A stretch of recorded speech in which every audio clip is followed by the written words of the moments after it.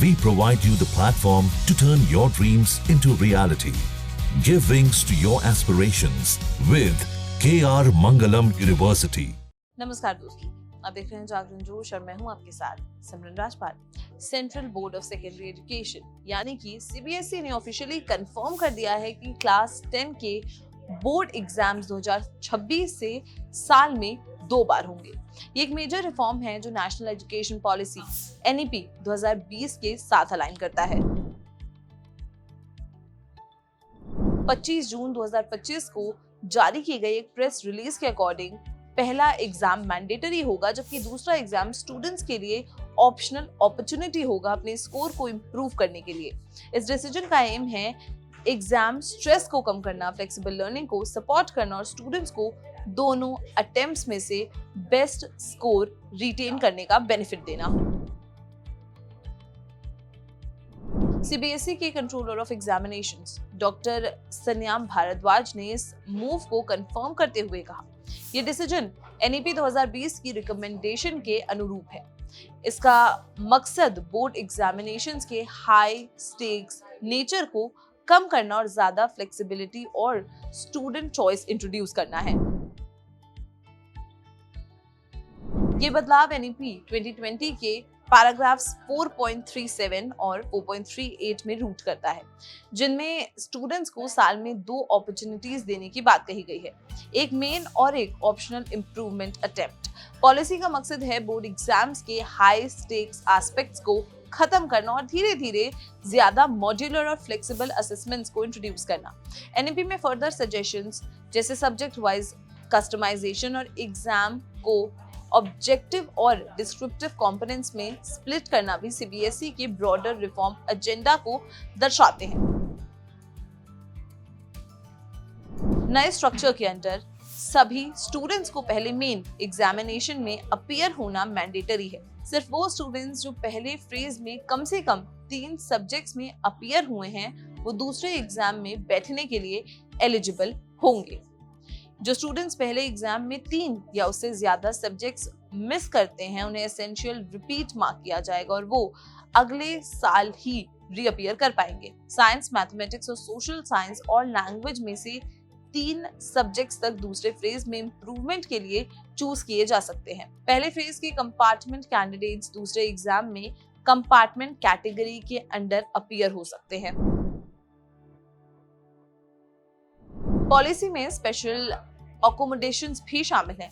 Sports candidates जिनकी competition exam state से कंसाइड करती हैं, वो इसकी जगह दूसरे एग्जाम में बैठ सकते हैं।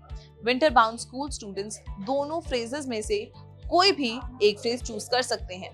CWSN यानी कि चिल्ड्रन विद स्पेशल नीड्स को दोनों फ्रेजेस में पहले से अवेलेबल सभी एग्जाम अकोमोडेशंस मिलते रहेंगे। इंटरनल असेसमेंट जो स्टूडेंट्स के ओवरऑल इवैल्यूएशन में इंपॉर्टेंट रोल प्ले करता है, वो अब साल में 1 बार ही कंडक्ट किया जाएगा। पहले एग्जाम से पहले इसका मकसद असेसमेंट प्रोसेसेस को सिंप्लीफाई करना और स्टूडेंट्स और टीचर्स पर वर्कलोड कम करना है। पहला बोर्ड एग्जामिनेशन मिड फरवरी से शुरू होगा एग्जिस्टिंग पैटर्न को फॉलो करते हुए। दूसरा एग्जामिनेशन मई के मंथ में होगा। पहले एग्जामिनेशन के रिजल्ट्स अप्रैल में और दूसरे एग्जामिनेशन के रिजल्ट्स जून में रिलीज होंगे। सिलेबस या एग्जाम पैटर्न में कोई चेंज नहीं होगा। दोनों एग्जामिनेशंस पूरा सिलेबस कवर करेंगे और स्कीम ऑफ स्टडीज अनचेंज्ड रहेंगी। सभी स्टूडेंट्स को पहले एग्जामिनेशन के लिए लिस्ट ऑफ कैंडिडेट्स यानी कि LOC में शामिल होना होगा। दूसरे एग्जाम के लिए एक सेपरेट LOC चाहिए होगी। उस स्टेज पर कोई नए कैंडिडेट ऐड नहीं हो सकते। दोनों फ्रेजेस के बीच सब्जेक्ट चेंज अलाउड नहीं होगा एक्सेप्ट स्पेशल केसेस में सीबीएसई पॉलिसी के अकॉर्डिंग। पहले एग्जाम का रिजल्ट डिजी लॉकर पर अवेलेबल होगा और प्रोविजनल क्लास 11 एडमिशंस के लिए यूज किया जा सकता है। फाइनल पासिंग सर्टिफिकेट और मेरिट सर्टिफिकेट दूसरे एग्जाम के बाद ही इशू किया जाएगा। फोटोकॉपी रिक्वेस्ट्स, री-इवैल्यूएशन और वेरिफिकेशन सर्विसेज दोनों फेज के लिए दूसरे एग्जामिनेशन रिजल्ट्स के डिक्लेयर होने के बाद ही अवेलेबल होंगे।